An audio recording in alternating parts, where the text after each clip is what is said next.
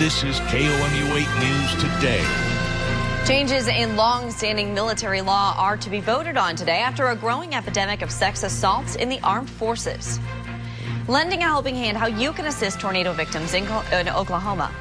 On the 2-year anniversary, recovery efforts continue in Joplin. Plus, save money and revamp your house will show you how you can qualify. Good morning, everyone. It's Wednesday, May 22nd, 2013. Thanks for waking up with us here on KOMU 8 News Today. I'm Emily Spain. I'm Megan Murphy. I'm Eric Aldrich. Hard to believe it's already, near the end of May already. I know, how It's so fast. Time is Tomorrow's moving my birthday. quickly. Don't forget. Tomorrow's Emily's birthday. I will not forget. His She birthday got my- present to you is that he's going to be off. Hey! Are you off tomorrow? Just I kidding. am off tomorrow. Oh, you stinker. Look at that little Friday. twinkle in his eye. You And know what he Friday. is. Well, thanks, guys. And I'm not coming back till Wednesday. A guy needs a little bit of sleep every once in a while, so I'm going to sleep in for a little bit. All right, I see how it is. 6:01. 6:01 is your time here this morning, and it's going to be a little chilly up in just a little bit. Ladies, back to you.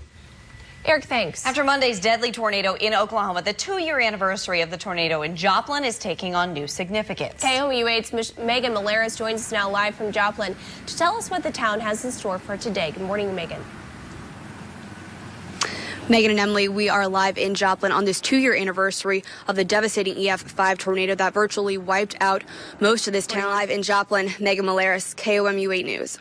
All right, Megan, thank you very much for that report. And your other local news, here's how you can help the Oklahoma tornado victims. You can volunteer for a nonprofit organization such as a local church group, the American Red Cross, or the Salvation Army. You should wait until the affected communities assess their needs before donating any specific items. You can also donate blood through the American Red Cross. Columbia Water and Light Electric customers can sign up for free energy efficiency upgrades. The service is free for income qualified customers. The event will take place at the Columbia Boone County Health Department from 9 to 4 today. Customers could qualify for a free energy efficiency assessment, insulation, and the sealing of air leaks. The St. Mary's Health Center is putting on a free orthopedic event tonight starting at 5:30. The center will cover joint replacement surgery, hand problems, and pain management solutions. The event will be at the Hawthorne Bank Community Room in Jefferson City. Megan. Having a live look over Lake of the Ozarks at 6:05 on your Wednesday morning. We'll be right back. The Central Missouri Community Action Agency provides a number of ways to help out low-income folks in the mid-Missouri area. If you're below the poverty line, you may qualify for free energy assistance from Boone County. KOMU 8's Christine Rodo is in Columbia to tell us more about a program for low-income residents. Christine? The Columbia Boone County Department of Health and Human Services is holding a sign-up event today for free energy assistance. Christine Rodo, KOMU 8 News.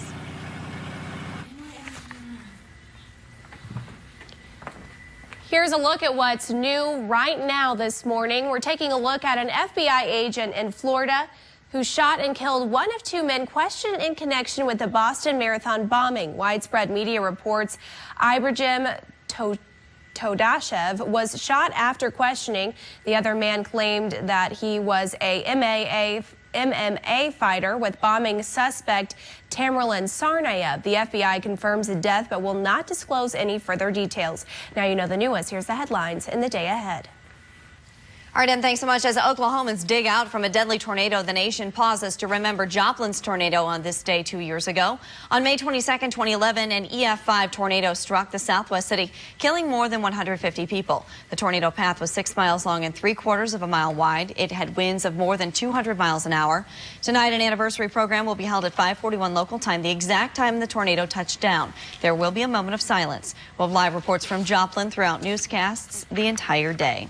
If you're trying to take a trip this Memorial Day, you might want to pay attention to this non-weather forecast. AAA will release its annual Memorial Day travel forecast this morning. The report will include an estimate of how many Americans are expected to travel this holiday weekend and how they will be traveling. Now, your live Doppler 8 First Alert weather with meteorologist Eric Aldrich. Hey, good morning, everyone. 6:10 is our time. A gorgeous look at the sunrise out over the Lake of the Ozarks. Ladies, back to you. Here's a reminder, if you'd like to comment on or question the way we cover the news, go to our website, KOMU.com, then watch on Fridays for KOMU 8 News at 6 for your view of the news. Having a live look over Highway 63 as traffic gets moving on your Wednesday morning. Your time is 6:13. We'll be right back. After Monday's deadly tornado in Oklahoma, the 2-year anniversary of the tornado in Joplin is taking on new significance. KOMU 8's Dan Kennedy and Megan Malaris joining us now live from Joplin to kick off our day-long coverage there. Good morning, guys. Hi, Megan and Emily. We have extensive coverage here in Joplin today. Obviously, it is shortly after 6 a.m. right now. Residents will be waking up soon to start their day. For now, reporting live in Joplin, Megan Malaris. Dan Kennedy, send it back to you. Okay, guys, thanks a lot. 6:18 is your time here this morning, and it's going to be fairly mild up here in just a few minutes. Apple defends its tax policy and Xbox steps into another frontier. Here's your business headlines from CNBC. Stocks closing at another record high. Find out what local organizations are doing to help out in Oklahoma. 6:26 is your time, and the sunshine returns out around the area here today. It'll be a gorgeous afternoon. Many of us are into the upper 60s and lower 70s. We'll talk more about that coming up in just a little bit. A live look over Columbia Regional Airport at 6:26. We'll be right back. This is KOMU 8 News Today. Good morning, Missouri. Welcome to KOMU 8 News Today at 6:29 on your Wednesday, May 22nd, 2013. I'm Megan Murphy. And I'm Emily Spain.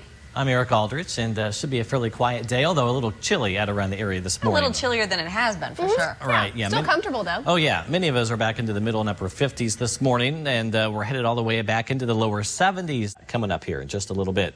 Ladies, back to you. All right, thanks, Eric. After Monday's deadly tornado in Oklahoma, the 2-year anniversary of the tornado in Joplin is taking on new significance. KOMU 8's Dan Kennedy joins us now live from Joplin to tell us what the town has planned for today's anniversary. Dan? Megan, Emily, Eric, good morning from Cunningham Park in Joplin, Missouri. It's the second anniversary today of that devastating EF5 tornado that tore apart this town. Cunningham Park, where I am right now, was right across the street from the old St. John's Hospital, which was wiped out during that storm. And I'm joined now by the CEO of that hospital, Gary Pulsifer. But we're in our third interim hospital now since the storm, and it's functioning very, very well. But yeah, it's been quite a process. For folks in this town who lived through this tornado, there's always that thought in the back of your head that it could happen again. Anything being done structurally to this building to ensure that it could be tornado-proof, if you will? You know, actually a lot of work has been done. To meet the basic codes basically makes it so that you can get people out alive. But we've actually strengthened a lot of that. We built the utility plant, which was a problem in this old hospital, built a utility plant really in the side of a hill so that our generators won't go off like they did so quickly with this storm. We've hardened the windows. In fact, we have in the storm area, they're 250-mile-an-hour rated windows, so wonderful windows. They had to really build those. They don't have windows like that normally. And they just finished testing last week. The entire roof structure is different than we used to have in the old buildings. The doors are going to be very different. One of the big problems in those storms is when the wind gets in the hospital, it causes all sorts of problems. So a lot of work. We'll be back in about 15 more minutes with more coverage from Joplin. But for now, I'm Dan Kennedy, KOMU 8 News. All right, Dan, thank you very much. Missouri Task Force 1 will most likely not be deployed to tornado-ravaged Oklahoma City. Task Force teams from Texas, Tennessee, and Nebraska have already deployed search and rescue missions. The task force spokesman says rescue efforts will most likely conclude 48 hours after the tornado. The Federal Emergency Management Agency could still activate the search and rescue team at any time. Here's how you can help the Oklahoma tornado victims. You can volunteer for a nonprofit organization like a local church, the American Red Cross, or the Salvation Army, but you should wait until the affected communities assess their needs before donating specific items. You can also donate blood through the American Red Cross. The Jefferson City High School will welcome public input at 8 a.m. to discuss the academy model.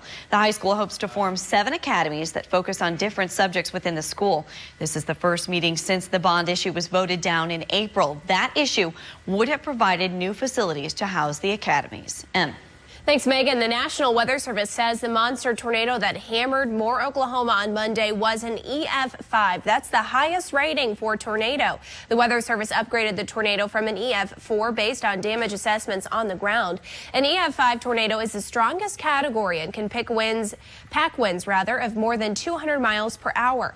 Officials say the tornado was on the ground for 40 minutes. The death toll of the tornado stands at 24 people, down from Tuesday's figure of 51. Evidently, officials on the ground were double and triple counting.